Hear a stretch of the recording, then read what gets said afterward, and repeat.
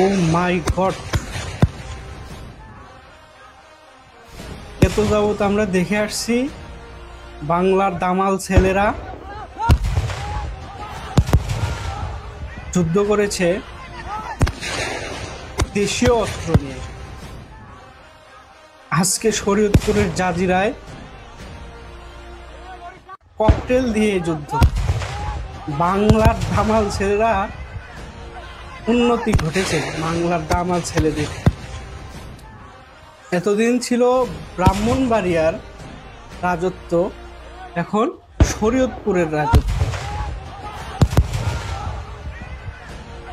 দুই গ্রামের আধিপত্য বিস্তারকে কেন্দ্র করে আজ তারা ককটেল নিয়ে যুদ্ধেই নেমে পড়েছে।